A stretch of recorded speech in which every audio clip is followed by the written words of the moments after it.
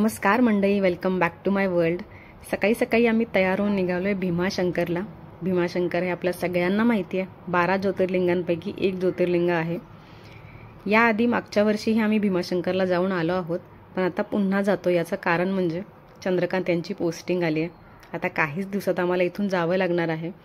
So इथल्या ज्या ज्या जागा आमच्या जायच्या राहिल्या आहेत त्या सगळ्या तर आम्ही जाणारच आहोत, पण त्याच सोबत ज्या जागांवरती आम्ही फिरून आलोय गेल्या 2 वर्षात त्या सगळ्या जागा पुन्हा एकदा जायचं, तिथे पुन्हा एकदा फिरायचं, जुन्या आठवणींना उजाळा द्यायचा आणि नवीन आठवणी बनवायच्या हे विचार करून आम्ही आता निघालोय भीमाशंकरला।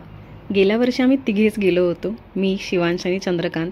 पण या वेळेला आमच्यासोबत आणखी कोणीतरी असणार आहे। ते कोण तुम्हाला पुढे व्लॉगमध्ये कळेलच।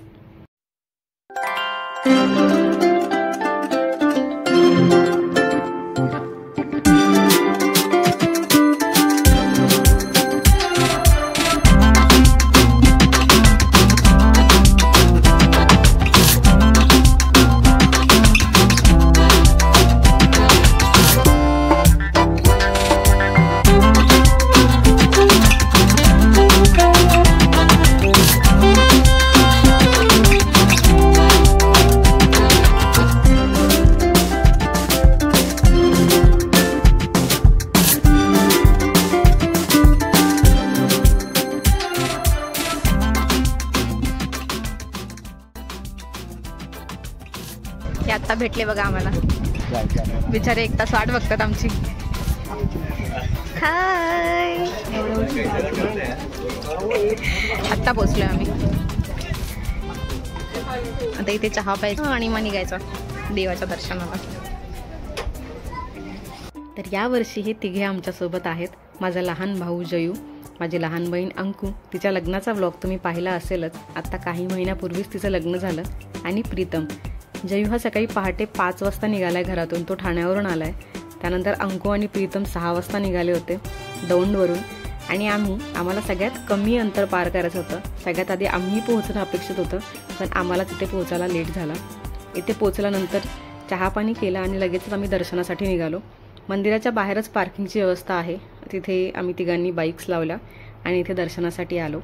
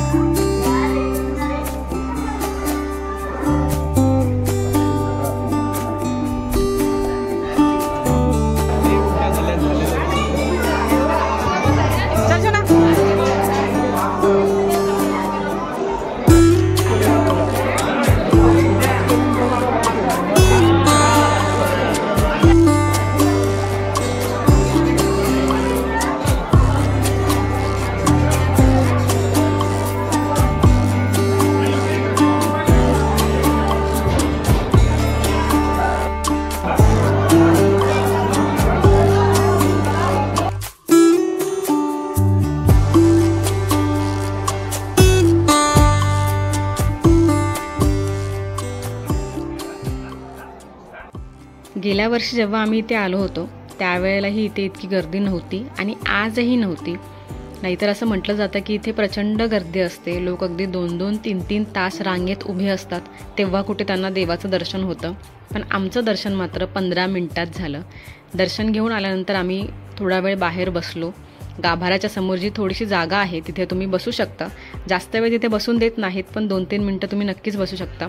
सो आम्ही तिथे बसलो आणि तिथून बाहेर आल्यानंतर तुम्ही पाहू शकता इथे सगळ्यांचं फोटोशूट चालू आहे। आणि फोटोशूट करण्यात शिवांशचा पहिला नंबर लागतो।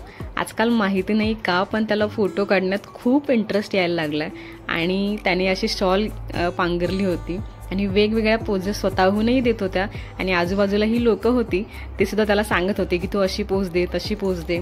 या आंटी माहिती नाही का, त्यांना सुद्धा शिवांशसोबत फोटो काढायचा होता, सो त्या त्याच्या बाजूला येऊन उभा राहिल्या होत्या। असं खूप छान शिवांशही एन्जॉय करत होता। आम्हीही खूप सारे फोटोज काढले तिथे आणि मज्जा आली।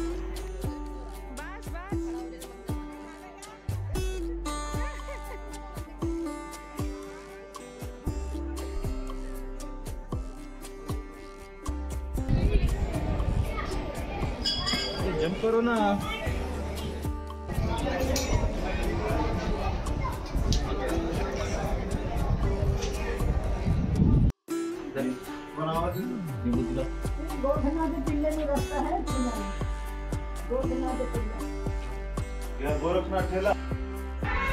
बघू इकडे देवाचं दर्शन झालंय आणि आता पेट पूजा खायला आलं.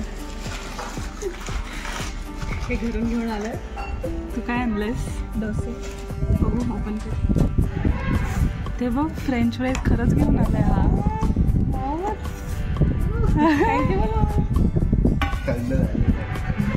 दर्शन झाल्यानंतर आम्ही नाश्ता करायला गेलो. मी घरून डोसे बनवून नेले होते, अंकुने आप्पे आणले होते आणि थोडंफार काहीतरी आम्ही हॉटेलमध्ये मागवणार होतो. शिवांशला फ्रेंच फ्राईज खूप आवडतात म्हणून जयू ठाण्यावर एवढा सकाळी सकाळी फ्रेंच फ्राईज घेऊन आला होता. कुठलं दुकान त्याला उघडं भेटलं माहिती नाही, पण तो घेऊन आला आणि हे शिवांसाठी सरप्राईज होतं. तो फार खुश झाला ते पाहून. शिवांश ऐकत नाही. मामाला थँक्यू बोलला. कुठे? जोरात बोल, मामाला ऐकायला नाही गेलं. थँक्यू बोल मामाला.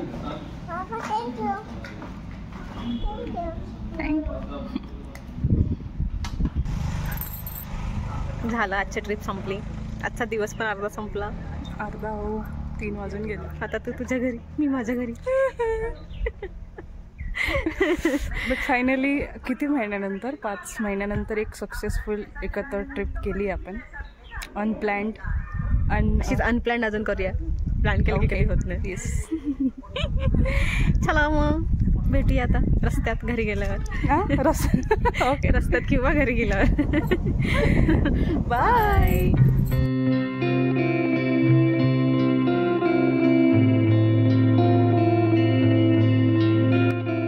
तर मग मंडळी, आमच्या या अनप्लॅन ट्रिपचा ब्लॉग तुम्हाला कसा वाटला मला कमेंट बॉक्समध्ये नक्की सांगा. व्हिडिओ आवडला असेल तर व्हिडिओला लाईक आणि शेअर करायला विसरू नका. आणि हो, आपल्या चॅनलला सुद्धा प्लीज सबस्क्राईब करा. पुन्हा नक्की भेटू आणखी अशाच एका छानशा ब्लॉगमध्ये. तोपर्यंत बाय बाय.